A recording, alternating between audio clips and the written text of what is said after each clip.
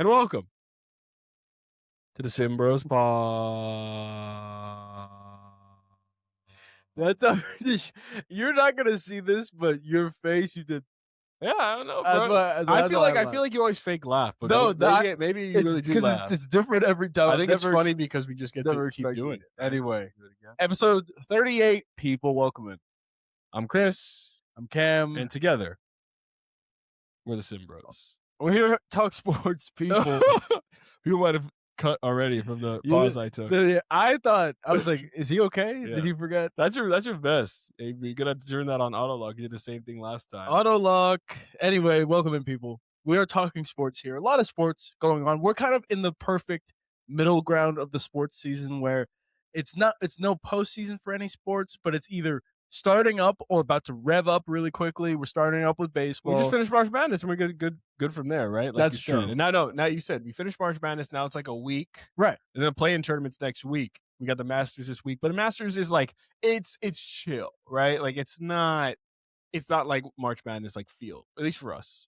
Right. That's how I feel. It's just like it's not full blast, full No, exactly. sprint. Yeah. Only because it goes back and forth. Yeah. No No one hears it though. I do. And that's all that matters. And but yes, most importantly, what's revving up is the NBA. We are at at this point in time, it's game 78, 79. Playing for tournament people. starts April 14th. I think that's a Tuesday. Playing tournament is starting Tuesday. very soon.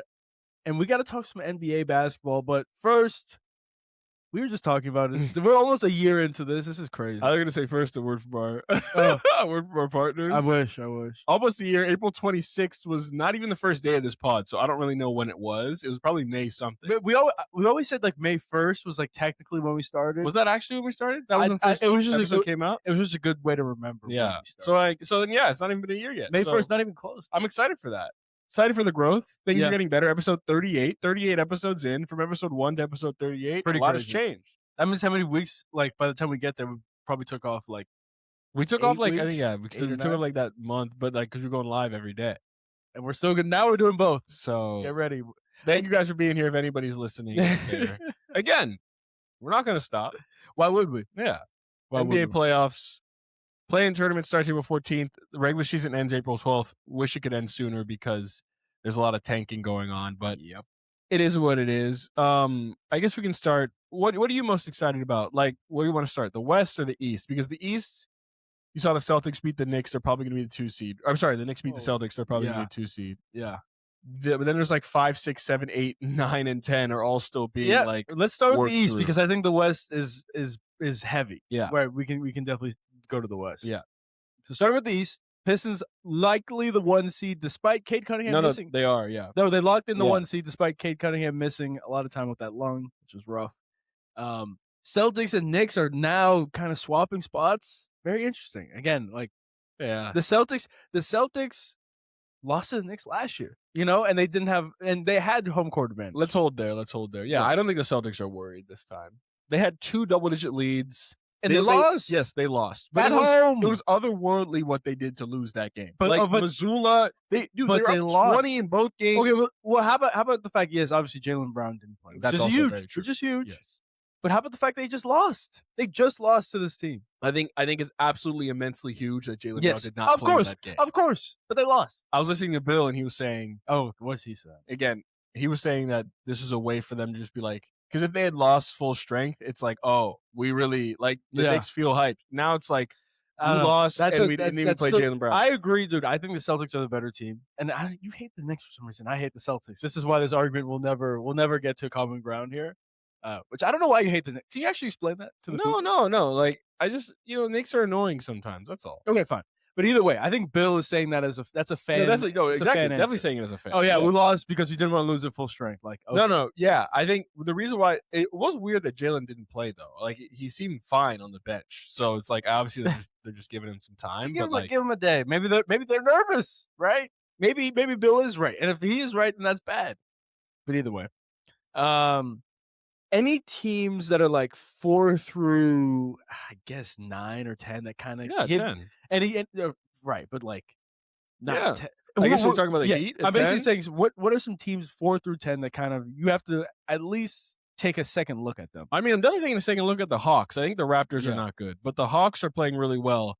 And I thought something interesting. Nickeil Alexander-Walker broke the Hawks all-time record for threes in a season. And like, if that doesn't give, like, what was Trae Young doing is my situation. Like, Trae Young couldn't have hurt this team anymore. Yeah. So they literally started winning right when he left. So yeah, right when he left, and now Reece Shea got his first DNP coach's decision in his second year. I don't think that's ever happened to a top pick. Getting DNP CDs, the number one overall pick. DNP CDs Doesn't happen. So healthy. I'm very interested in the Hawks. So I think what happened is, if I know my seeding correctly, I think the Cavs play the Hawks on Friday, which this will come out on Saturday morning. But the Cavs play the Hawks on Friday, and the Cavs are resting people. So I think if the Hawks win this game, they're 4. I'm pretty sure that's how it goes.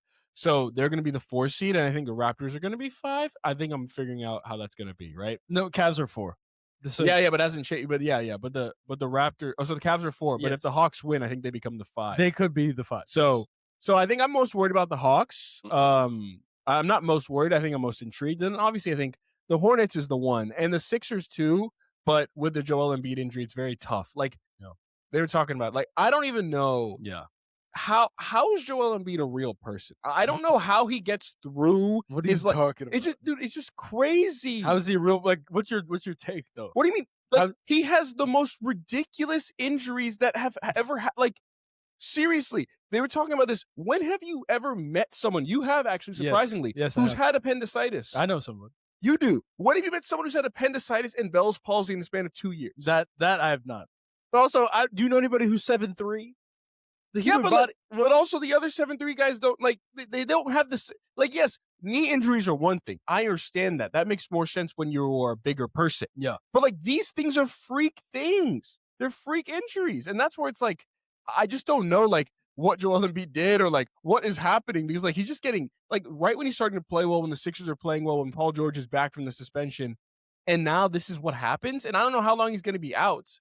They say he's going to be out at least the middle of the first round. So, I think it's very tough for them. Could be rough. Look, on the eastern side of things, like the Magic, like they don't. I'm not worried about them. The Heat, I'm also like, that's not I don't even think the Hornets can win a series, but they'll have some fun with the Pistons if they somehow do beat the Heat and then either the Magic or the So Sixers. why don't you think the Hornets could beat the Pistons? I think if they were the 7, they were the 8, I think they'd have a chance against the Pistons. I don't think they have a chance against the Celtics. I just feel like the Pistons are just the better team. And like, I know, I get it. Like, believe me, the Pistons were not good for many years.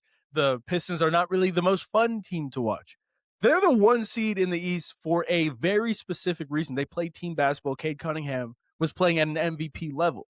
And if he comes back and he's healthy, obviously it's going to be tough. He has come back. Yeah, right. So when he's healthy fully, then it's just going to, like, this. They're just a better team than the Hornets. The Hornets are a fun team to watch. And yes, they went on some crazy runs where they hit a lot of threes, and they had one of the best offensive ratings of all time. I hear that, but there's a reason why they're still the 9th seed, right? They're just not the better team than the Pistons. So do you take into account, I think there's 2 things. The reason why they're a 9 seed is also because of the play-in situation. Like, the Warriors were saying the same thing. Like, they can't get out of it, which is fair.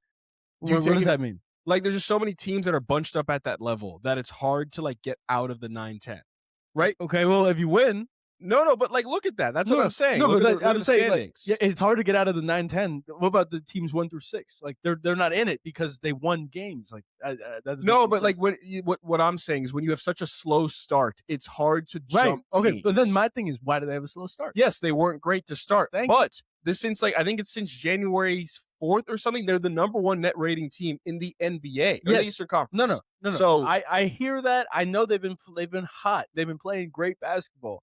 They're not beating the Pistons. Maybe they'll get a game. Maybe somehow they might get 2 games. They're not beating the Pistons in the first round series. They're just not going to. Do you think they're going to? I think they have a chance. They think that'd be the only team they have a chance against, because for 2 reasons. Okay. I don't know what Cade is going to look like fully back in a playoff type of series. It's hard to come back from that. And he looked okay when his first game back. If they pass the Sixers, they also could play the Celtics. That's true. I don't think they have a chance against the Celtics, because I think the Celtics have too much of, like, pedigree as far as going that. Like, the Pistons do not, and neither do the Hornets, which is totally fair. And I think that also helps with kind of like your, it really is house money at this point, right? Yeah. And And I think the reason why, like if the Cavs were there, if the Cavs were 1 or the Celtics were 1, like any combination of those teams, I don't think they could beat. Pistons? Even the Knicks too. Wow. Sorry. No, my bad. I'm talking about the Hornets. Yeah. I'm saying so the Pistons are a team you think they can beat. I think the only reason why they can beat them is because they don't have the pedigree in the playoffs, and neither do the Hornets. But also, I think the Pistons' offense, especially when Cade is back, is so dependent on Cade. Yeah. And 3-point shooting is an issue for the Pistons. It is. Versus it's not an issue for the Hornets. That's true. And in the playoffs, everything gets magnitude. Duncan Robinson's having a great season. For some reason, when you watch him in the playoffs, it's like, why can't he hit? And he's the only one on that team who's really a die-hard type of 3-point shooter. Kevin Huerter. Kevin Huerter, yeah, but Yes. again, in the playoffs. Oh, wait. I hear you on that. Kevin Huerter, pause with the Kevin Huerter. He's remember playoff Kings? choker. Yeah. Yes, I remember. Duncan Robinson, so too. I hear you on that. My thing is another just aspect that we have to keep in consideration, especially with these young teams. One has playoff experience. I can't name. Yeah. I think Miles Bridges maybe played one playoff game or one playoff series. Maybe. I don't even think he has. Nobody on that Hornets team has played a playoff series. So I'm just going with experience here. I know the Pistons probably only played one. They only played one, yeah. But that's still that was a pretty tough one against the Knicks, where we were like looking at this team like, hey, this could be a really serious team. It's a great team. I think I'd be more inclined to be. Again, this is only a team that I think the Hornets could beat, like had a chance. Yes, no, I hear you. And again, it's Cade coming back. Like that's also a thing. Regular season basketball is not the same as playoff basketball. When you haven't played a ton, it's a little bit different. See, that's where I actually completely agree with you, and I think that actually is going to hurt the Hornets out of all teams.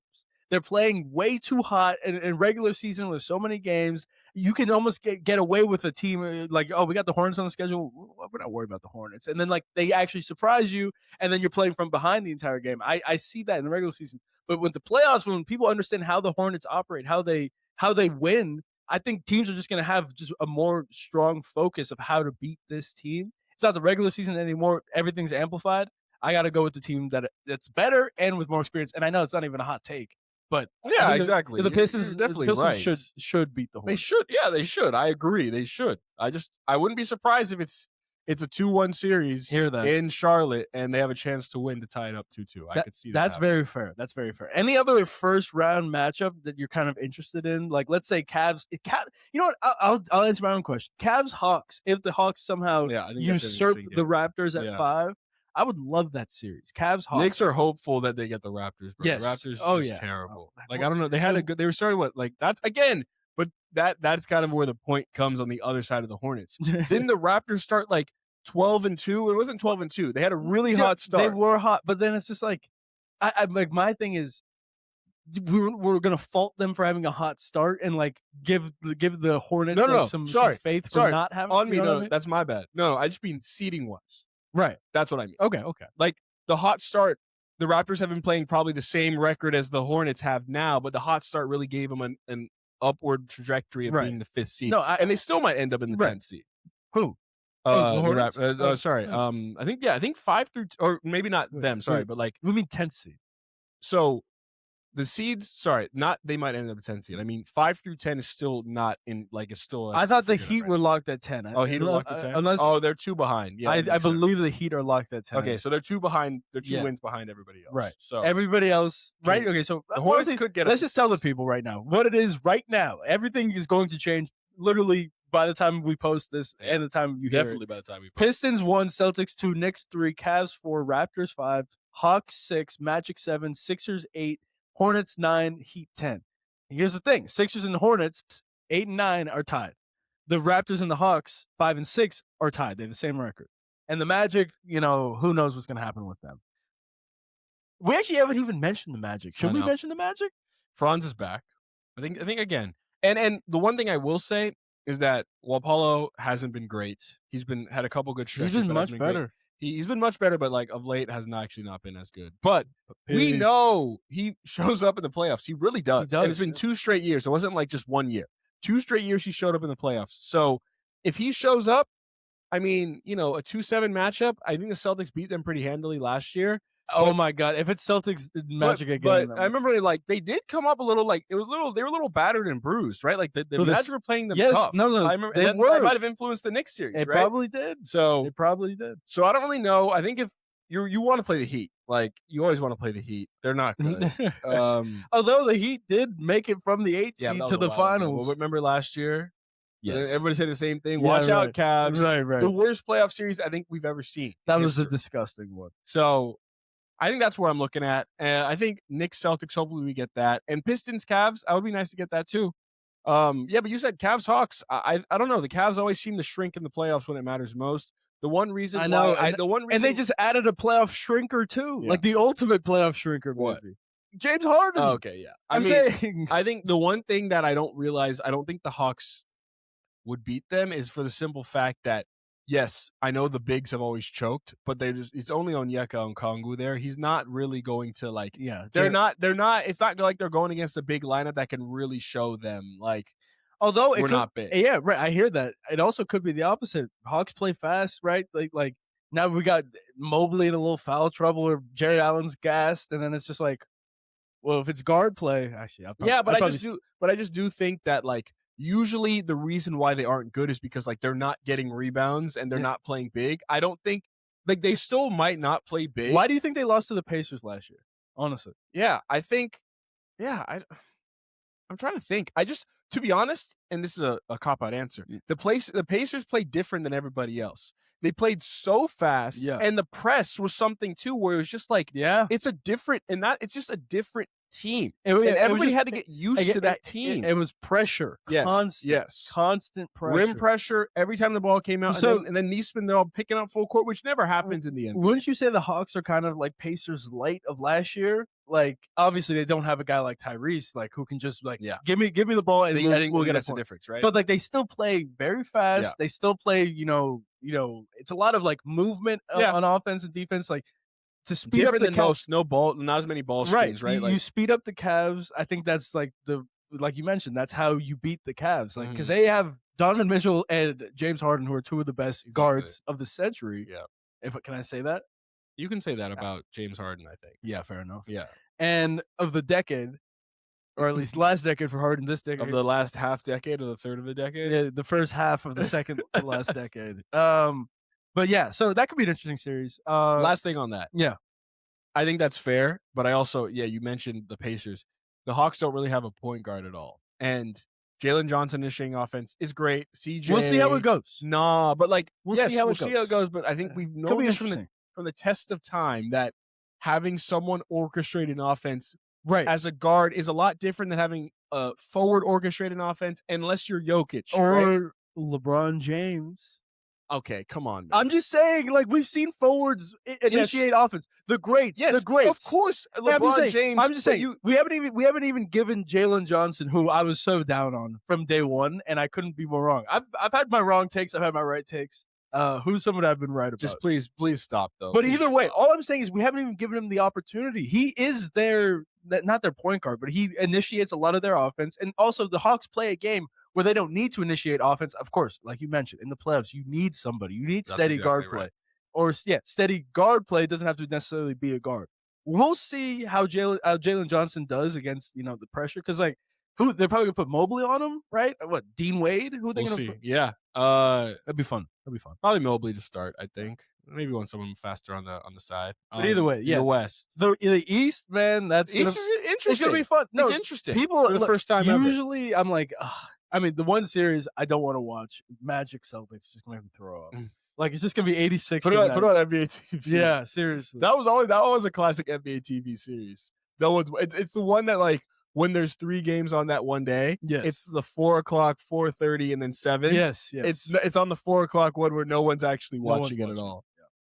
And also Silver 5-game series first round. Please, it makes it so much more. It'll make it more interesting. And also, we remember last year the Thunder swept the Grizzlies. Yeah. And the 4 or 5 was the Nuggets, Clippers. 25 days. It was literally, I think it was 8 days that they waited. Yeah.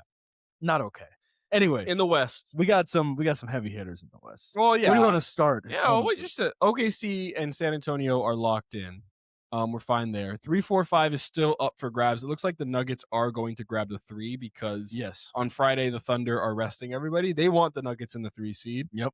And also the Nuggets don't want to end up in 4. I think the key is it's kind of like both these teams are eyeing each other. They don't want to play them too early. and I think the Nuggets think they can play the Spurs well enough. We saw how Jokic plays against Wemby. Would be a great series. So I think the Thunder obviously want the Spurs and Nuggets to play against each other, and the Nuggets don't want to play the Thunder until the conference finals. It seems like, right? Because if they didn't, they would just drop to 4 and play the Rockets, which is probably honestly a better matchup for them than the T-Wolves. The T-Wolves do play them well. They do play them well. They play them well. They're not playing well, but they do play the Nuggets. I mean, like, if it was me, I agree with what the Nuggets are doing and what the Thunder are doing. Look, if I'm the Nuggets, I do not want to play the Thunder second round because we have a team that can win the whole thing. Yet we probably got to gain a little bit of steam, a little bit of momentum. So you don't. So you're not at the point where playing them where you're fresher is better. No, okay. Like if anything, I'm like hoping some other team can beat them. That like give another series for a chance. Right. It's just like it's almost like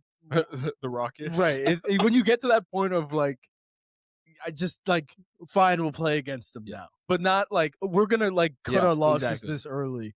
The Rockets Thunder. The Rockets might not score 75 points if that happens in the series.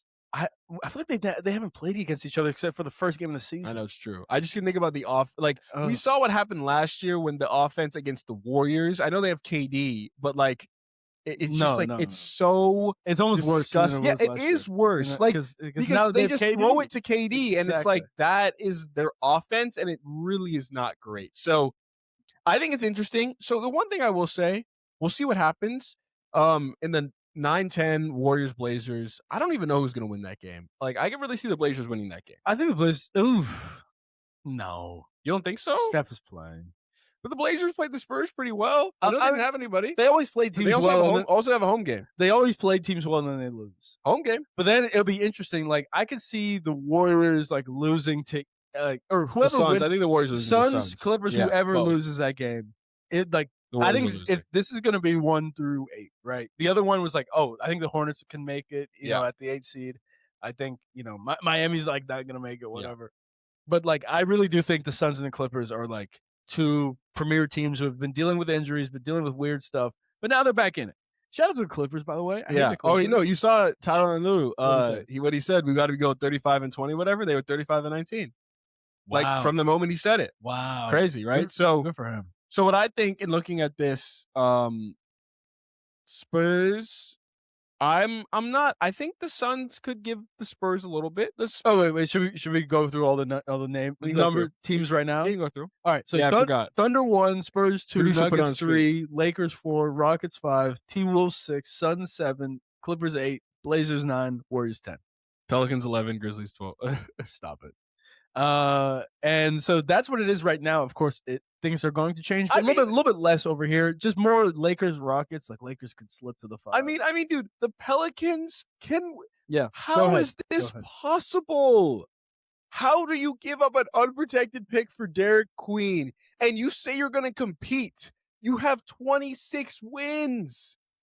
Like, you're 11 games off the play-in, and you don't have a pick next year. That doesn't make any sense. You could have gotten Derek Queen and protected the pick top 3. I'm sure anyone would take that trade from you. Yeah. Sure of it. Unprotected pick that could end up the number 1 pick. It's not, like, it probably won't, but there's a chance. With these odds now? Oh, my. And you know how are you... You know what?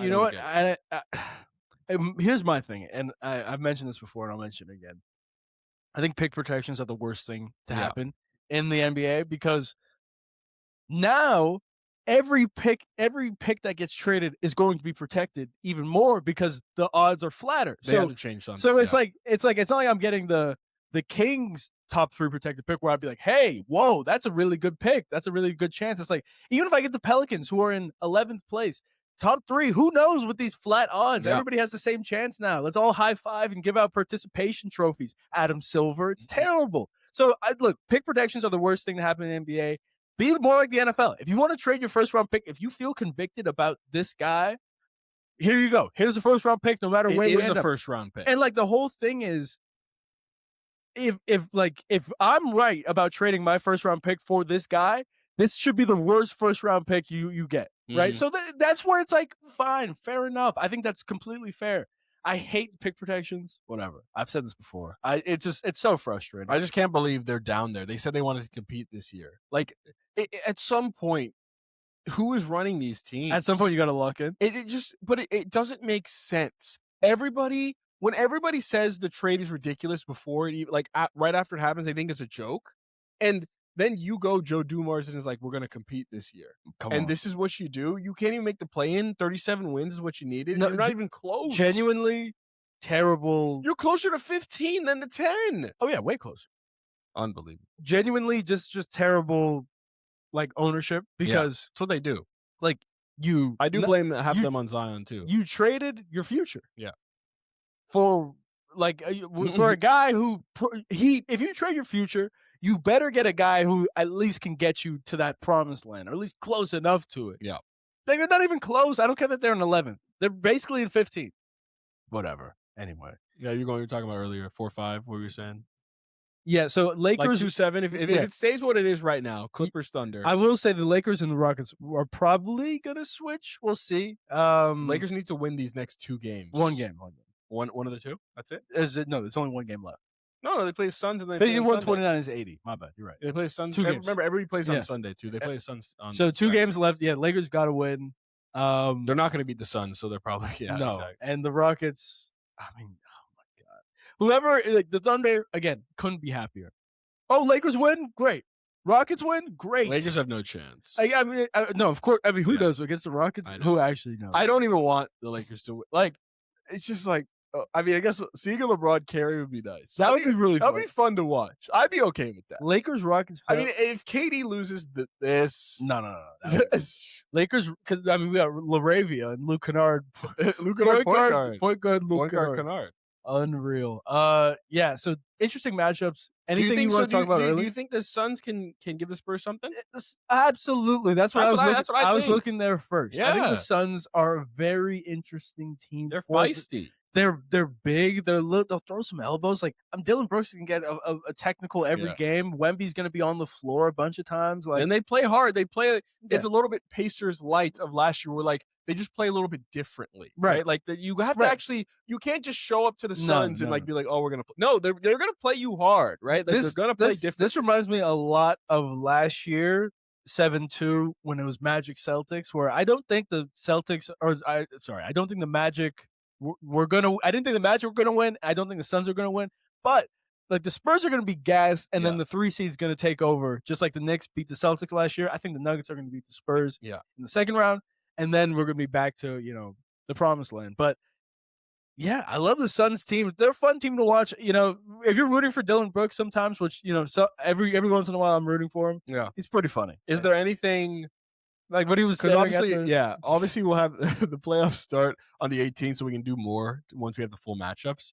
But we almost have some of them now. Is there anything on the Nuggets T-Wolves? Is there anything to be said that they played each other well? The T-Wolves have played them well, and then obviously they won in 7 games a couple years ago, right? Is there anything to say?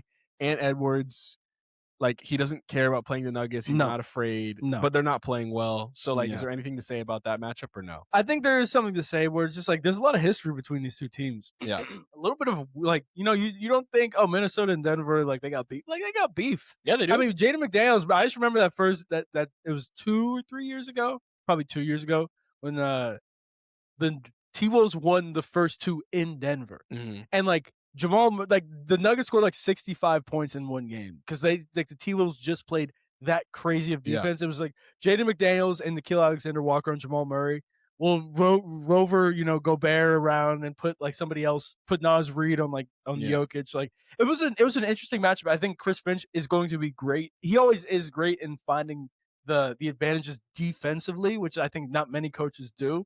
I don't think JJ Redick has ever done that. Yeah. The defensive, right? Yeah.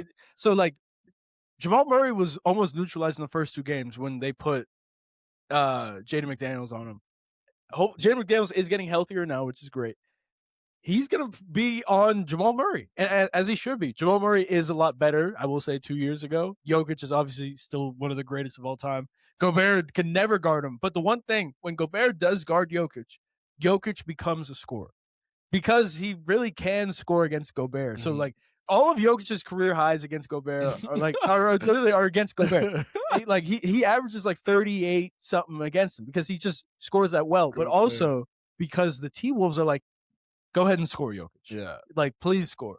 And so it'll be an interesting series. Jokic will have some crazy numbers. But I still think the shooters is too much. I think they're shooting the highest percentage from three, from the role players wise, especially. And Cam Johnson's really coming into form. Peyton Watson has been in and out, and the way he was playing before, if they get him, they could even go off because like Christian Brown has been fine, but like they could conceivably play Cam Johnson and Peyton Watson with no Christian Brown, and that's even more length. Cam Johnson gets the shooting, and then now you get Peyton Watson to provide even more stoppage of ball on Anthony Edwards and stuff like stoppage of ball. It got me through it. But yeah, so if Peyton Watson comes back, I think they're very, very scary. Like I really do. And the way he was playing, if he's shooting, I mean, he probably won't shoot 40%, but he was shooting 40% from three. No, he got hurt, and he was shooting off the dribble. He was like, it was like, who is this guy? Yes, no, it was crazy. They're like, why did we pay Christian Brown 5 to 125? Yeah, should have paid this guy. 5 100. So. That's kind of my last thing. I don't think the Clippers really have a chance. I think that could be a fun one. Yeah. Like Kawhi again, he could have one of those 40-point games. And Garland. Oh yeah. No, too many guards. Too many guards. Too many big. Yeah, guards. he's a small one. He's done. Yeah, dude. Like that's like the perfect matchup for the Thunder. Yeah. Like Casey Wallace, here you go. Yeah. Caruso, here you go. Like they're eating. They're eating tonight. So who's on Kawhi? You put J-Dub or Dort? You start with Dort for sure, just to make him like. Yeah, I mean. Because like J-Dub is a good defender, but like he's not. You're not going to be like, oh, J-Dub's like it's like, oh, Lou Dort is guarding me. Yeah. Like, what is he going to do? He's going to throw an elbow. A little bit low, like he's just going to give him a little business down there. He's giving him the business. Yeah. So that's what I see. And then we can kind of hit. I mean, NBA wise, MVP. Like I've been really fine with Shea winning MVP, and I still am fine with it. But there was the one stat I saw that's just like. How do you not give it to Nikola Jokic just because of what he's done in one season no one has ever done throughout the course of their entire career? Which is lead the NBA in assists per game and rebounds per game. So no one in the NBA has led the league in assists per game and rebounds per game throughout their entire year. It could be separate throughout their entire career. It could be separate seasons, right? Yeah. Separate seasons. LeBron plays for 23 years. He's never led the league in both rebounds and assists over the course of those 23 years. Yeah. No one ever. Nikola Jokic is doing it in the same year. Unreal. And he's averaging 28 a game. Yeah. It's not like he's averaging like 17. Right. He's averaging 28. Again, Steve Nash got some MVPs averaging like 14. Leading the league in assists, averaging 28 a game, and rebounds. Number 3 seed. 50, 38, and 80% free throw shooter. As a center, please. I think it's absolutely worth like a conversation. Why it should be a they're conversation. They're gonna get 53, 54 wins. Like I was almost positive like after Shea hit like two big games against the Spurs and against some other team. Celtics, right? Celtics, right. We were just like, okay, this guy's just the best player. Like period. Like Jokic is doing some crazy stuff. We're almost desensitized to Jokic's crazy stats, but we're seeing NBA history right now with Nikola Jokic. So we have to give him his credit. I think he's the MVP. Give him his 4th one, which will put him in rare air, by the way. Yeah. Again, LeBron, Michael Jordan, Kareem. That's it. Only guys who would have the same or more. Yeah. How many does MJ have? 5? 5. Okay. How many does Kareem have? 6. Wow. Yeah. How many finals MVPs does Kareem have? Only 2. Crazy. Yeah. And he has, I think, 5 or 6 rings. Yeah. Crazy. Well, so that's where I just think it's hard when Jokic is doing what he's doing. It's just really hard. Like I hate how we're desensitized to it, but like that stat should tell you everything. No one has done it. No one's done it in their entire career, and he's doing it in 1 year. There's no history Shea's making. I don't care. 20-point games. Yeah. Come on. There's 20-point games. I mean, I guess 55% shooting, and that's from like.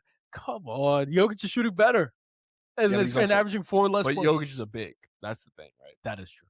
That's why they're saying people. And again, I think people are always saying like he's a guard, and I think that is important. That it really is. Shea, and like they're tough shots. Yes. Too.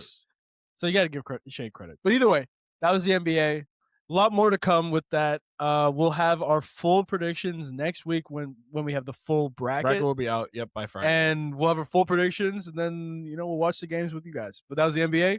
Take a quick break. All right, Cam. So the NFL draft, less than 2 weeks away. Underwhelming draft, if you ask me. Haven't really felt the heat. It's just So every draft I feel like is kind of the same, every draft is most drafts are good, I'll say. Yeah. This is just one of those drafts where the flashy players aren't as good. Yeah. Or the best players of the draft aren't flashy. Yeah. Like Interesting. offensive linemen, Mhm. whatever. And There's there's not really quarterbacks. And no quarterbacks, That's which the is thing. the key also. There are some really good edges in this draft, and there's some really good offensive linemen in this draft. So I think this is going to be one of the most important drafts going forward, like 5-10 years down the road. People are going to get their franchise left tackle. They're So going to this get might be where they build their team. Exactly. And you look back This and is they got this in 2026. exactly. This is going to be the stepping stone years for a lot of these teams that were. I mean, look, 11 new coaches, right? Mhm. A lot of new teams kind of starting where it's like, look, I would go out and venture to say none of the coaches who just got hired are going to get fired this year, no matter how the team does, right? So 11 new coaches, 11 new guys or 11 coaches, 11 guys who are going to draft their cornerstones that are going to save them from losing their jobs 2 years, 3 years down from now. So I think this is going to be an interesting one. Offensive line is really solid this year. The edges are really solid this year. We can have some fun. But the quarterback's terrible. Is it going to be the first year since 2022 where there's only one quarterback drafted in the first round? So right now, that was Kenny Pickett, by the way. What a bad draft. That was Malik Willis, too, where you're supposed to go in the first round, right? Like top 5 or top 10. Imagine if you took him in top 10. But goodness. Ty Simpson. So I think that's where the question is. Obviously, we know number one's Fernando. And I think they're ready for that. We do know. We'll see how that goes. Bring in Kirk Cousins. Good for them as far as like not allowing Fernando. Can we also talk about that? I think we did last week. Maybe we did. Every team needs to do this. Like if you have a quarterback who's not Trevor Lawrence, Andrew Luck, where they're game ready, they've been NFL ready, and even if they since high school, right? Fair. Yeah. Fair. But if they've been NFL ready since high school, I'm okay with it. Most quarterbacks are not like this. Just give them a break. Like Cam Ward. He would have learned so much under an OG like a Kirk Cousins. I can't think of anybody else who was available last year. But like I was saying, even if Andy Dalton, I don't know. Even if they are, right? Like even if they do end up starting, right, immediately, again, it's just the veteran presence there of like there's all the small things that they always talk about. I don't even know how to watch film. Yeah. I don't know how to run a QB meeting. I don't know how to be a quarterback on the team in the NFL. Like you're thrown into being a leader of guys who are 10 years older than you on a team. It's hard to do that. It is definitely hard to do that. And like, this is you not don't even know the ins and outs. This is not like being a point guard of a team. Yeah. Like, a quarterback is the leader. I don't care if you're loud, if you're quiet, you're the leader. You don't care if you're 21 and everybody else is 40. Right, exactly. Like, you are the leader of the team. You are the most important position in all of professional sports. Like, it's tough to just jump in that immediately. That's why you rarely see these top guys have immediate success. However, some of the top guys who have pretty, at least success in terms of their playing career, they have sat behind a solid vet and they've learned. I mean, what's his name? Patrick Mahomes sat behind Alex Smith, which was great. Aaron Rodgers sat behind Brett Favre for 3 years, which I think is too much because Brett Favre's crazy. But he sat behind Brett Favre for 3 years. Ends up being one of the greatest quarterbacks of all time. Another quarterback sits behind Aaron Rodgers. But is it a great quarterback immediately? Right, exactly. Right? That's the difference, right? You would say Josh Allen started his, but how bad was Josh Allen? Terrible. He was really bad. Even year 2, he was getting better, but it was all interceptions year 1. It was like 16-16. So like that's where it's like, do you just because like you need to have great confidence? And even Peyton Manning, think about Peyton Manning. He probably would have told you he would have been okay if he had someone in front of him. How many interceptions did he throw? Like 20, most ever. And there's an extra game. Yeah. So that's where it's like. You want to get these guys out there. They're important. But the NFL, I'd say, is so much different than the NBA because of how much scheme is involved, how much coaching is involved. And also the college game is so much different. That's also what I was going to say, too. It's different game. Everybody snap counters them clapping. The hash marks. Just hash marks. The hash mark. The field is different. It's constructed differently. Even though college is, too, for basketball. Yeah, it's 10 feet, though. I think I guess the game is a little right. different. But like either way. But Cooper Flag, you're not worried about. He can come in and immediately dominate, right? It's just he's just hooping. It's hooping. Yeah. So I love that. I think Fernando Mendoza is going to have a great career because of that. He's also with another great guy in Tom Brady, who's the perfect guy to learn from. I think Ty Simpson is also going to have a great career. I don't think he's as good anywhere. I don't think he's as good of a quarterback as Mendoza. But if Ty Simpson and this has got to be. You were saying it from the beginning, though, when you were watching Ty Simpson. He played like an NFL player. Yeah. He threw players open. He was throwing the spaces and not to like waiting to confirm that players were open. Jalen Hurts. Yeah, right. Brock Purdy, right? Yeah. So that's why I just saw Ty Simpson. Like, he had a lot of incompletions, but I was like, these are good incompletions. These are NFL incompletions. Good misses. Exactly. I think Ty Simpson, number one place he wants to go has to be the Rams. Has to be the Rams. He goes there.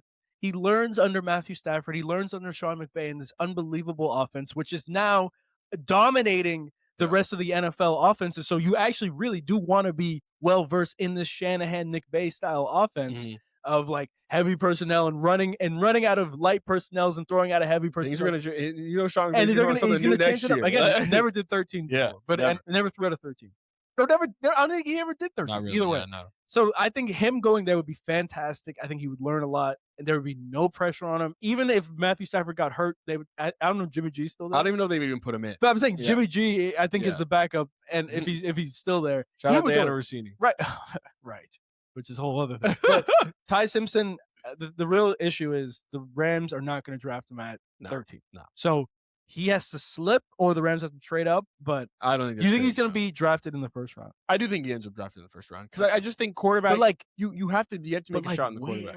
I think Miami, if they have one, like they said, I heard Arizona might get back in. I think late first round. If you're able to like get late first round, maybe 20 to 32, and you don't have to give up an actual first round, or maybe you can give up 2 seconds or something, like your second this year and your second next year. I don't think that's a terrible trade to get Ty Simpson on the back half. I don't either. I don't either. So I could see a team doing that, making a slide. I could see Arizona doing that. I really could. I mean, there are definitely teams out there who need quarterbacks. Yeah. The Jets are a team that needs a quarterback, but they're punting until 2027, which is supposed to be a historic draft. Yeah, like Miami could do it. They could. They probably shouldn't. They just signed another quarterback, and they're probably going to get another one next year. No, but that's the thing. Yeah, exactly. Right. Like, right. No, so like they did sign in the league. Yes. So a lot of money which is good for Malik. He's going to be great. He's going to get paid $23 million to be a backup next year. Is it fully guaranteed? It isn't, right? No. But it was 3 year 80? 60? No, I think it was 380 or 370. Yeah, something like that. Yeah. But either way, he's making some money. Good for him. He's not going to play all that much. He's going to have to run for his life this year. But either way, assuming Fernando Mendoza goes 1, you got a fun pick at number 2. It's going to be either Arvell Reese at Ohio State or David Bailey out of Texas Tech. And we actually just made a video about this. This is an interesting pick because I think everybody will say Arvell Reese has the more potential. Yeah. But David Bailey is there. He's ready to go right now. And right now, Aaron Glenn, unfortunately, even though it's the second year, his job is on the line. Yeah. Because it was a piss poor performance from the Jets in 2025. It was really bad. Nothing on defense, nothing on offense. And again, that's Aaron Glenn's specialty, is defense. So that was rough. So does he go with the safe option in David Bailey, who can be solid enough to, like you said, I think that's fair, like 12 sacks, 10 to 12 sacks. He's coming in for 12 sacks. He'll be there. Right, that's it. And that's his floor, 10. Or Arvell Reese, who could have 2 sacks, or he could have like 16. Yeah. Like, and also a couple years down the road. And then also be like an unbelievable like linebacker you can drop into coverage and still be a solid player. Like that's the upside with Arvell Reese versus the high floor of David Bailey. They're debating between the two. I know you said Arvell Reese, right? I think that's where you go because I don't think Arvell Reese is going to make that much of a difference. I don't think David Bailey is going to make that much of a difference for the Jets, right? I think, and Geno had a really bad year. But I think you can be okay with Geno at your quarterback. He's better than whoever they had last. What was it last year? I don't even remember who it was. It's like Ryan Leaf, something like that. Yeah, not him, but yes. So I think they'll be competitive enough for Aaron Glenn to keep his job. I think the only way Aaron Glenn really gets fired is if it's so bad.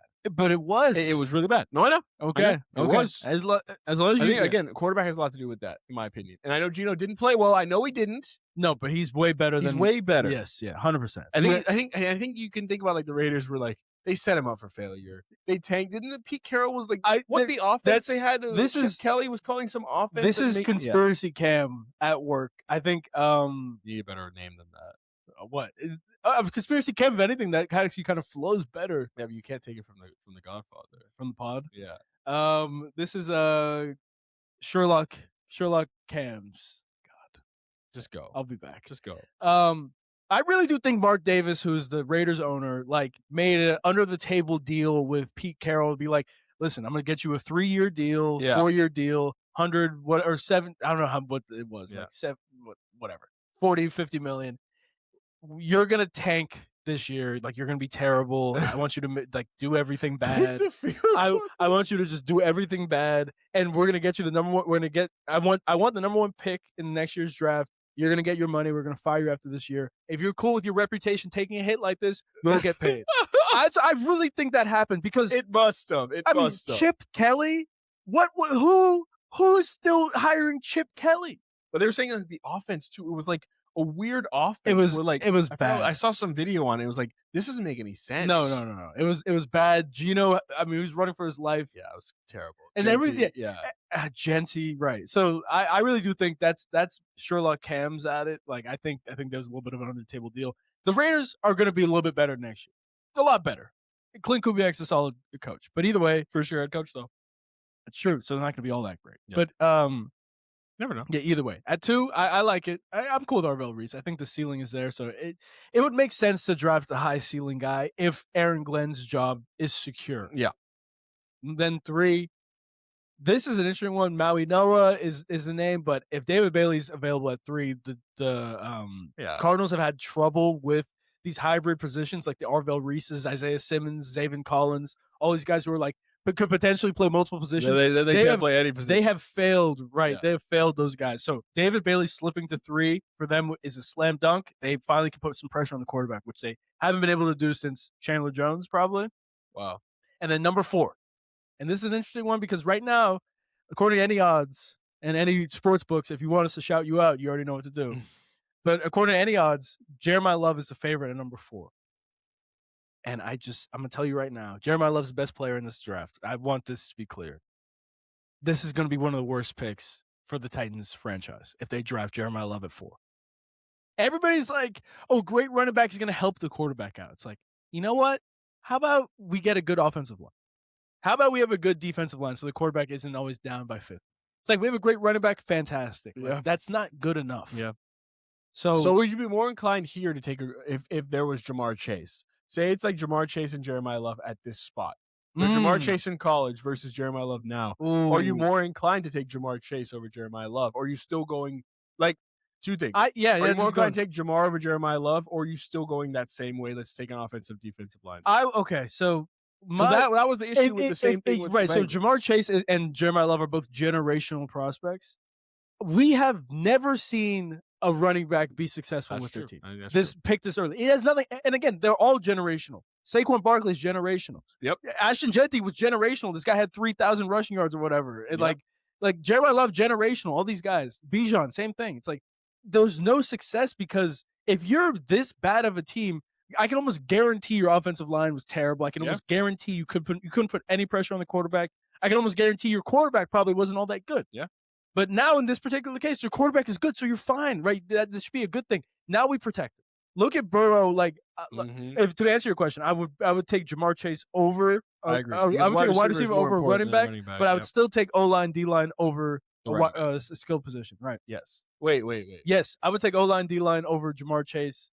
I would take. Like, obviously, this guy had to be top 5 worth. Wait, I'm confused now. So, yeah. It would go O-line, D-line. Oh, so you Jamar Chase. Okay. And then but Love after. Jeremiah Love under. Because I was always taking Penei Sewell. I was always taking. Right. No, I love Jamar Chase, but I was always like, taking. And I wouldn't even consider Penei Sewell, like, at the time, maybe he was generational, maybe. They liked him a lot. But, like, he was a great top 5 consensus offensive lineman. Yeah, if there's a top 5 consensus offensive lineman, I'm taking that guy over the wide receiver. They already had T. Higgins. You're down there for a reason, unless you traded up like the Bears did. Exactly. Right.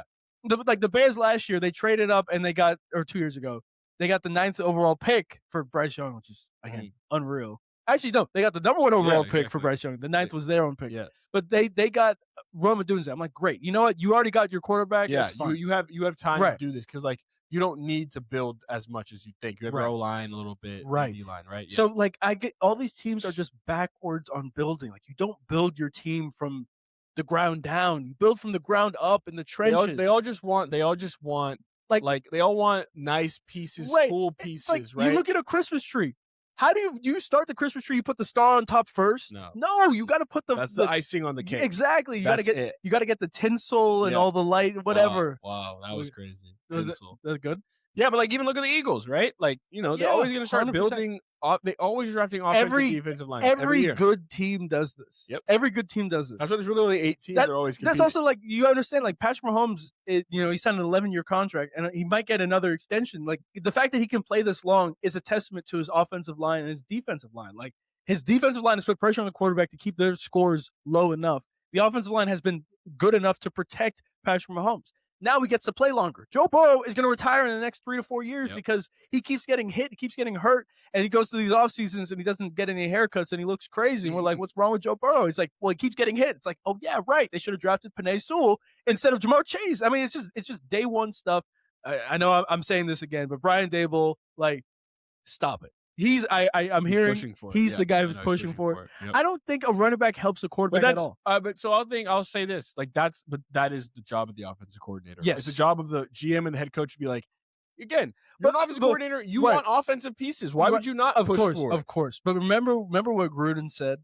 What? The first thing that they talked about for a game plan, like week to week, how do we protect the quarterback? That's true. And yes, the running back is part of the protection plan for the quarterback, but I'm just saying, obviously the offensive line is way more important. I'm just saying, of course. Like, I know where you stand. You know where I stand. I'm saying, yes. Like they want the pieces. They want the pieces. It makes them look better, right? Like I don't care what happened. Give me the pieces, right? Like I can do something crazy with Jeremiah Love. Right? I hate Jeremiah Love. Daboll's been a head coach. Yes, it's very interesting, and not a good one. Yeah, I hate Jeremiah Love going at 4.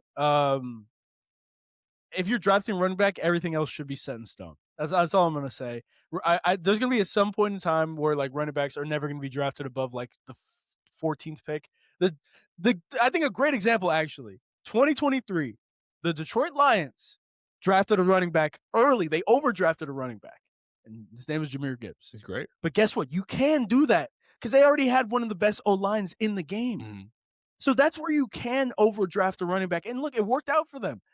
Like if the Rams had the 13th pick because of the Falcons, right? Like they could do that. Absolutely. Any good team, like if you have a good team, lucky with I'm telling you, there's no thing as a good team with a bad O-line. It's not how it works. It's not how it works, right? So if that makes sense, then why would you exactly? If there's no such thing as a good team without a good O-line, why would you not prioritize that? I'm 24, and I've been watching football for what?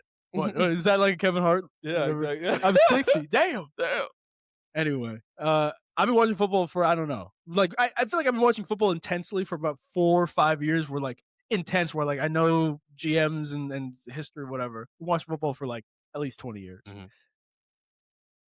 This shouldn't be news. Like, this shouldn't be like a hot take. Like, it happens all the time. Don't draft the running back if you don't have a good O-line. Look at what happened to the Raiders last year. One of the best running backs in college football history. People are still going to make the same mistake. They always will. Oh my! They always will. Anyway, so let's just assume Jeremiah Love. You're really competing against 8 teams. What did Belichick say? You're competing against 8 teams. Oh yeah, no, not 31. No, it never is. That's how life works. You're really competing against the top. Yes. Whatever percentage you have. Amen. So anyway, at 4. So Jeremiah Love at 4. Now number 5. Oh, okay. Oh, wait, unless you got something. No, I got nothing. Yeah. The 5th pick is the most interesting pick, and I think we can definitely wrap our NFL draft here.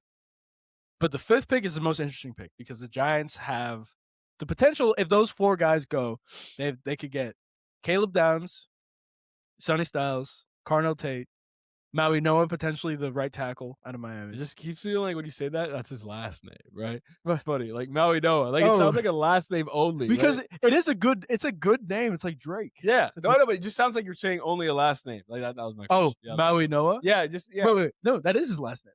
Oh. It's Francis. Oh, okay. So, damn, okay, so right. I thought it was Maui Noah.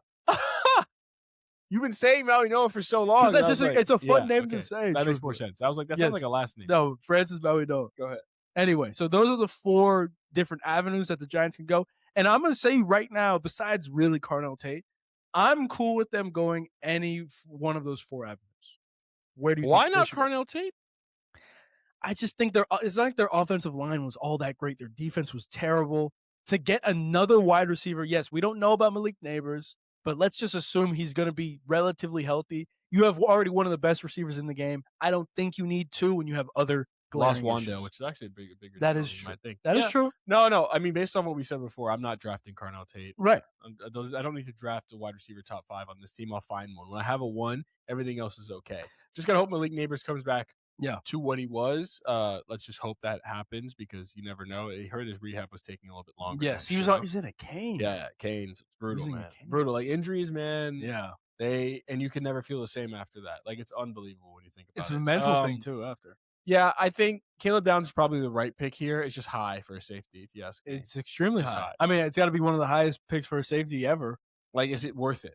Right? But that's the thing. He's not a typical safety. He isn't. Where But he like still. how many green dot safeties do you have? Like he'd be the green dot. He'd be the Nicky Minwari, the new prototype. Again, my favorite players. Yeah. Nicky Minwari, Kyle Hamilton, Derwin James, kind of, Cooper DeJean. Basically, guys who can hit hard in the run game, be great tacklers in the running game. I specifically left Petrie out because that's Petrie. That's my guy. That's your guy. I forgot about Petrie. And guys who can hit hard in the running game and then also play plaster defense in the passing game. And so I think Caleb Downs is one of those types of guys where he's like John Harbaugh always wanted to be flexible on defense, having players who can play multiple positions. You don't have to make any subs. That's the key. You don't make sub. And then Mike McDonald, I think, solidified it this year. You dictate how the offense plays, not vice versa. And that doesn't happen often. And so I think Caleb Downs and Sonny Styles, truthfully, both allow him to do this, but Caleb Downs definitely a little bit more.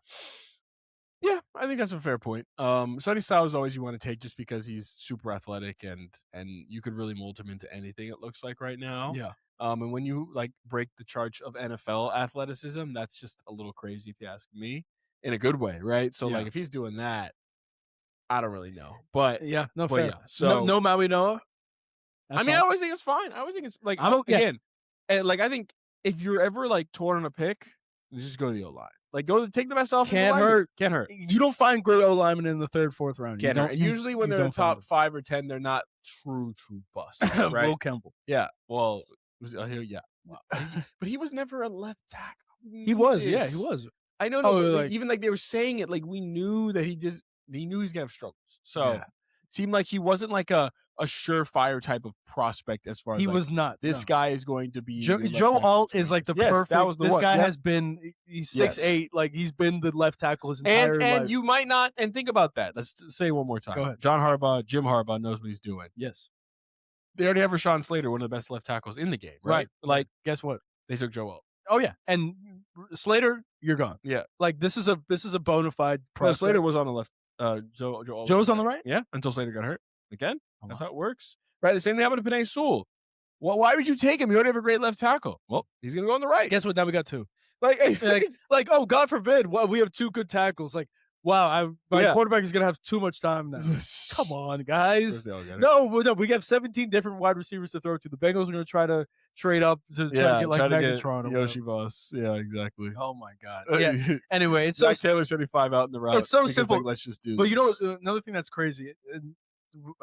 For the Jeremiah Love thing, just to go back quickly on it. He would be getting paid at the RB7, RB8 level. Yeah, the 7th, 8th highest paid running back on day one. Yep. Right. That's just not smart business, and we have to understand that like this is just crazy. Running backs don't get paid. Saquon Barkley and Darnell Mooney are getting paid the same amount of money. Like that's all you need to know, right, about the running back position versus the wide receiver position. So drafting a running back that early is just dumb on so many levels. Yeah, and I'm against it. But anyway, a lot of more NFL draft as well coming up. That's on April 23rd. Yep. And lastly, we'll hit on Michigan, UConn. Responding back. Yeah, we gotta hit on that a little bit. Come on. Yeah, right. We didn't even. It happened. Yeah. We haven't had it. No, we haven't had it since. Oh, tell the people how we got crucified. Elliot Cadeau, if you're listening, thank you. And what's his brother's name? Sauce Kill. Yeah, I don't know that guy, but whatever. Michigan 69, UConn 63, and UConn had a chance, man. No, you don't think they did? No. Okay. If Terrence Reed, yes, that's the moment I'm talking about. Like the fact that they were even in that moment, was should not have happened, if you ask me. Right. Like, testament and to they had a UConn. chance, but the chance was to cut it to a 4-point game. Yeah, right. I know. You know, But it felt. Remember, they did that against Duke too. They cut did. it down, and Yes, it's they like, did. Yes, who they knows? People get tight, man. Hurley was having a good time though. That's how you know That's how you know. The Yes. first time I've seen Dan Hurley be like, Smile. "We're playing with house money." Yeah, smile and laugh after losing. I've never seen Dude, that. in the interview in the game, he was like, "This is the only way we're gonna beat them." Like, that's how he didn't expect to win this game. Yeah. And the fact that he even came that close, he was like, Yeah. Hey, we really gave him an effort. we tried our best. Yeah. Estrella, did you see, by the way? I know this is a I little didn't bit. Estrella to Michigan. Oh no, I didn't see that. Yeah, sorry, that he said something. Oh yeah. No, I'm saying everybody was like, reload. I'm just saying they're back at it. And now they got Cano and They're getting another big. McKinney just got back. Get big. They're just gonna touch it. They don't even have. Oh yeah, McKinney was coming back. Yeah, he's just officially. he'll start next year, right? Yeah. So No we'll case see. in, They're gonna. They need another. They need another 4. Like they need another Lendenborg or someone a 3-4 who can get their own shot. Right. That's gonna be a little bit different because McKinney's more of a 2. Cano's already small. What do you think right? about? I mean, the one guy who's in the transfer He's portal. the Wisconsin guy, right? Oh, I was gonna say, Amenia. Yeah. See, he's gonna be interesting. it's I an wonder where he interesting goes. one. He's Yeah. a good role player as far as like con-ish light in college. Connie. He's a little Connie. Like Except 2 feet. I actually think he's a little bit better defensively. Yeah, 2 feet, can shoot, Yeah. can drive where needed, right? Can get your own shot. You know, he's well off the ball. He needs to go to a worse team, not a better team. Yeah, exactly. But like, yeah, he can make more 5-star. mistakes. A team where he can make more mistakes. McDonald's right? All-American. Yeah, 100%, exactly. yeah. And it's tough when it's really tough going to places like Duke when you're going with Cam Boozer and you're coming off the bench. Like you need to be able when you're that good. It's so like.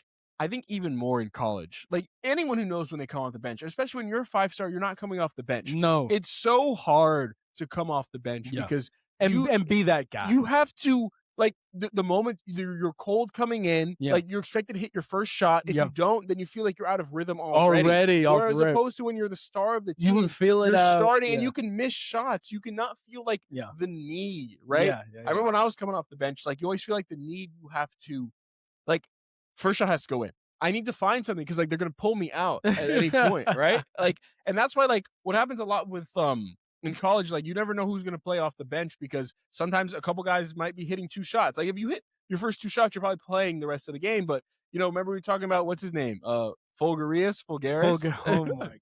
But like we're also just transferred, right? Like you miss a couple shots, you're out of the game. He was. I mean, that game against what was it? Illinois. Yeah, Illinois. He played himself out of that game in about 17 seconds. But that's also what happens, right? Like you feel the need that you really have to get going, and then when you don't, you feel even tighter. And then it's like I'm gonna try to do even more to stay on the court. Right. Then you're done. Yeah, you are cooked. It's true. So Nico Amenia should go to a lower Power 5 school still because he's that good. I think he should still go to Power 5 and just go to like maybe SEC or something like that. Yeah. Tennessee wouldn't even be bad. Bill Byrne.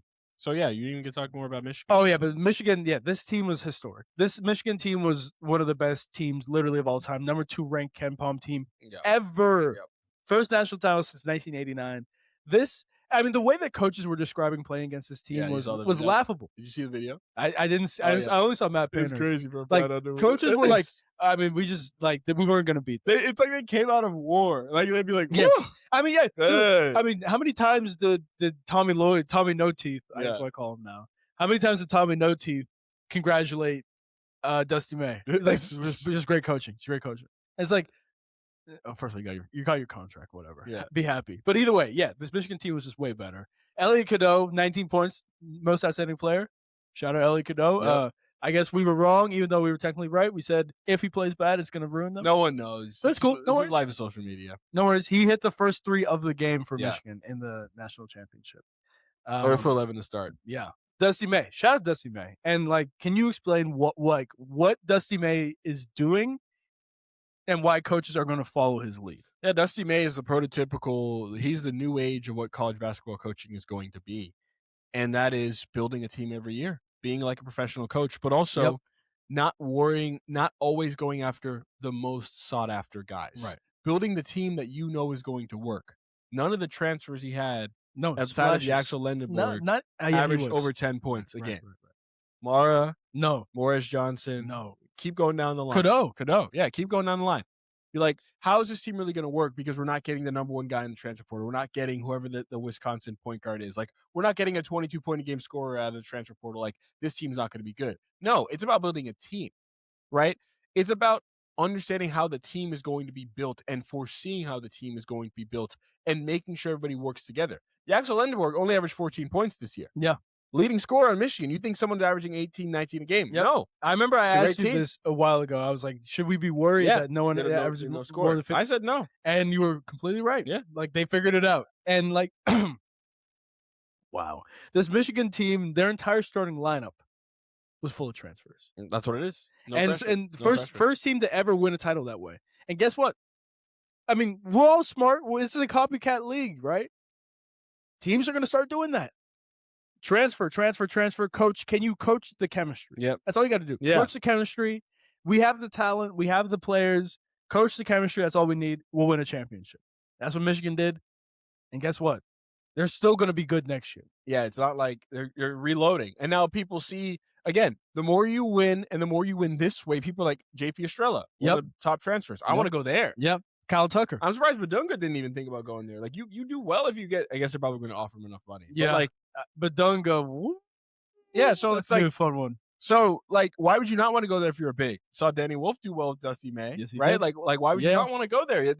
Dusty May was talking about it with Rich Eisen, saying we didn't think at the start of that year or close to the end of the year, they're like, we did not think Danny Wolf was going to be a first-round pick, right? Yeah. They expected him to come back. Yeah.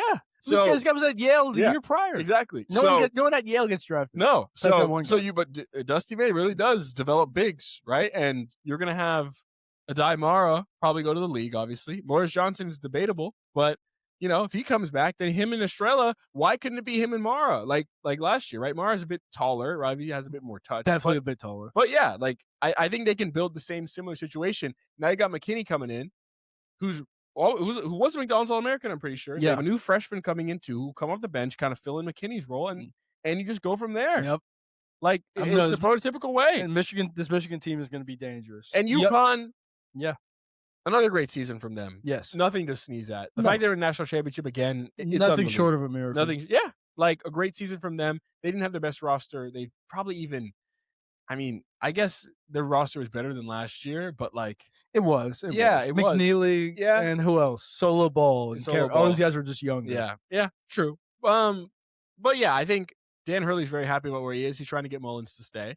I'm not happy about either. I'm not happy about him saying that. Like, I don't hate it. As a coach, I feel like Braylon Mullins has been projected a lottery pick basically all year, and after the big shot, he's gone only higher.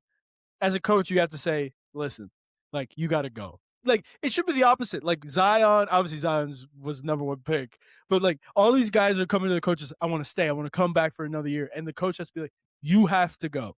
That's what I want to see, and I always appreciate that because as a college coach, it's like, I want the best for you. And I think that would be the best for Braylon Mullins. I think it's a little bit different. Acuff is a different example, right? Like, if you're thinking about Calipari. Yeah.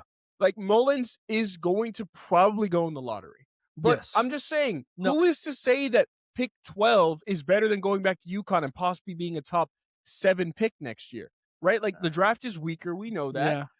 So that's why I'm like, I'm going to push back a little bit because it is not like obviously Zion is elected. Yes. Not like he's them. Not like he's even a surefire top 5 pick. Okay. That's fair. That's fair. Like, and Danny Hurley was saying, like, the money you get in college now is still, like, would you rather play? It's tough. You get to the NBA, it's a lot different game. So it is. You might, like, the sad part is you might go to the NBA and you might never play again competitively as much as you do in college. Yeah. You do make money, obviously, but you do also make money in college now. And you give yourself another chance to show even more of your bag. And in a weaker draft, maybe have the ability to be, a top 8 pick. You're still only a sophomore. So yeah, it's interesting. That's what I'll say. Like, you saw Lendenborg, he's a senior, super senior. Yeah. And he's still going to be like top 10 because these draft now it's like the age is important, but they're seeing that, talent matters, right? Yeah. That's a good point. That's fair. Like, since you are getting paid in college, you shouldn't force yourself to go. And I do think McNeely. Yeah, like why is McNeely? Yeah, but also McNeely was like projected top 25. That's true. Yeah, he was top lottery initially, then he just fell off. Yeah. and now he doesn't play at all. Yeah. And so I think that's a fair example of like McNeely should have stayed. And I think Hurley probably kicks himself a little bit for not pushing Yeah, maybe that's as why. hard. That's why. So now I think here. he's overcompensating a little bit more with Mullins. Overcorrecting, yeah. Overcorrecting. No. Yeah, Same thing. Yeah. But so I was just saying that. It's interesting. This is an interesting one because it's kind of fringe. Like Braylon Mullins is literally, I think, projected 12th. Yeah. And then it's like, well, 12th is pretty good, but obviously top 10 would be way better, but you don't know what's going to happen next year. And 12th could be 17th, and then 12th could also be 9th. So it's like 7th. 7th, 5th. I think 7th is very high for Braylon Mullins. He scores at an NBA level you're not taking already over all the other guards. Like let's. Like, wait. Sorry. You're talking about this year. I thought you talking about next year. Sorry, I'm just saying. Like 12th right now, if he's around 12th, that could end up being 17th. Yes. Right. Yeah. But that could also end up being 9th. Okay. Right. Now I get you. Sorry. Yeah. I thought you were talking about next year. No. Yeah. Next year is a chance. Yes.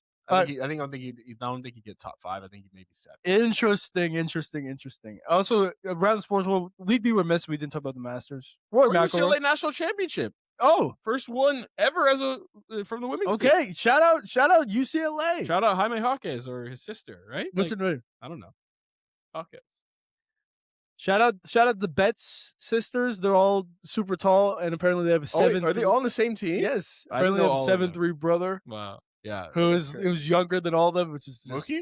I don't know who their family was. Like that's crazy. Like how tall is that? This is dad. It's unreal. And the mom. They're probably that's probably like 6, and the mom's like right. 6'1". That's usually how it works. Like usually the mom will bring you up. It is true. Yeah. It is true. South Carolina was a great win against UConn. First of all, again, Gino Oriama has to be way better than that. Yeah. Gotta be way better than that. True colors coming out. Shout out Don Staley, keeping it real.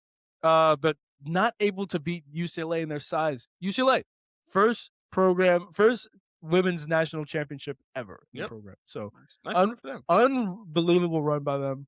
Shout out to UCLA. Take your pick in the Masters right now. Rory or the field? 6-shot lead. Biggest lead ever. I mean, like, if there's anybody who would choke a 6-shot lead, it would be Rory. Yeah. Give me the field. I'll have some fun. Wow. Just I'll have some fun. Yeah. I know you're going to pick Rory, as you should. I picked him from the beginning of the season. Anyway. We can talk about expansion and stuff later. ABS is a good conversation to have, too. Lastly, ended up watching So we watched no real movie this week, right? No, La La Land. Oh, my gosh. I completely forgot we watched La La Land. Mm-hmm. We watched La La Land. You saw it for the first time. I saw it for the second time. Chris, go ahead. Good movie. Fun movie. I think a little too musical-y for me. But I thought it was fun. I really did enjoy it. I thought it was a good movie. I don't think it was like people gave it 5 stars on Letterboxd. I don't think it's a 5-star movie for me. Mm-hmm. That also could just be because that's kind of like it's not my total movie style. I would say. Yeah. But it was a good movie. I enjoyed it. I was excited to finish it. It was good.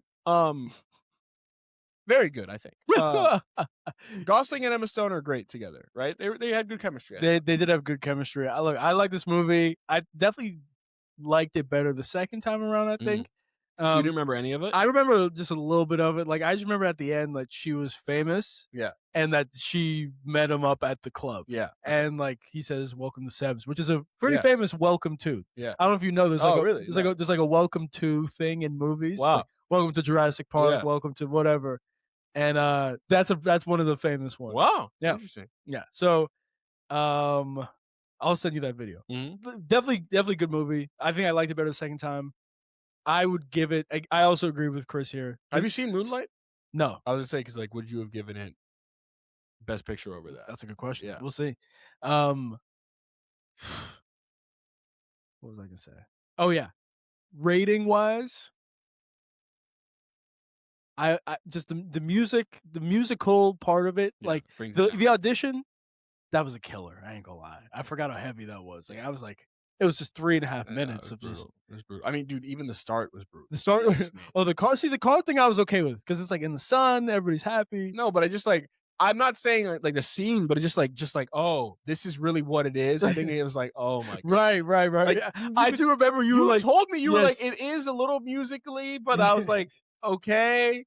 And I remember the start was like full-fledged I remember flash mob 9 minutes into it after there was 2 to Yes, start. 2 in a row. You were like, all right, you said, you paused, you like, all right, we're going to finish the movie. Yeah, I thought we but get just through know it. I'm not really in. Or Yeah, like, I was just like, I'm getting through this, but this is not what you said. Like, this is already 2. yeah, Like, yeah, no, so yeah. I would give it a 7-9. I thought it's a great story at the end. And also is a good story. Damien Chazelle's director and all the producers, they said, under no circumstances will they get together at the end of this movie. Will they be together at the end of the movie? And I actually appreciate that. Yep. It was refreshing. Or it's like, damn, that hurts. I wish they were together, but this is not how And life also, works. they know it's better. This is better. This And it would never have worked. Yeah, right. never. But either way, so I give it a 7-9. I'll give it 8-1. It's good for me. Okay, nice. Great. Next week we'll figure out what we watch, but Yep. Either way, great episode, guys. Thank y'all for being here. Thanks, team. Thanks, producers. Producer Greg. Always a great show from you. With that, How and Eduardo. enjoy the Masters. Enjoy the play-in. We'll be back with you guys next Friday, as always. Oh, actually, have to be early. Or what are we going to do about that pod? That's what we just realized. Just came to mind. But It's good, yeah. with that, we'll see y'all next week. Stay locked.